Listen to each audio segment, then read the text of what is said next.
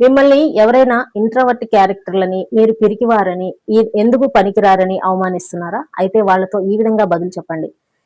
బయటకెళ్ళి నలుగురిలో కలిసి గలగల మాట్లాడినంత మాత్రాన తెలివైన వ్యక్తులుగా అయిపోరు. ఇంట్రోవర్ట్ గా ఉండి, సైలెంట్ గా ఉండి, ప్రపంచాన్ని గమనిస్తూ, వాళ్ళ తెలివితేటల్ని మెరుగుపరుచుకుంటూ, నెక్స్ట్ వేయాల్సిన స్టెప్ ఏంటో తెలివిగా ఆలోచించుకుంటూ ముందుకెళ్తూ ఉంటారు ఇంట్రోవర్ట్ క్యారెక్టర్లు. మీలో ఎవరైనా సరే ఇంట్రోవర్ట్ క్యారెక్టర్ అని మిమ్మల్ని ఎవరైనా అన్నప్పుడు మీరు ఏమాత్రము బాధపడకండి. ఇది చాలా మంచి క్వాలిటీ అన్నమాట. మీరు ప్రపంచాన్ని గమనిస్తూ ఉంటారు, సైలెంట్ గా ఎదుగుతూ ఉంటారు.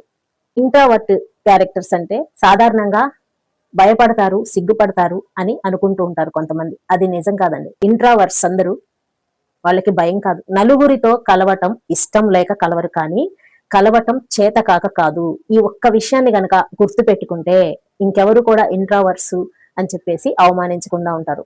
మీలో ఈ లక్షణాలు కనుక ఉన్నట్లయితే మీరు గర్వించదగ్గ విషయం. మనం తొందరలో ఈ వీడియో మీద పెద్ద వీడియో మాట్లాడదాం. ఓకేనా? వీడియో నచ్చితే లైక్ చేయండి.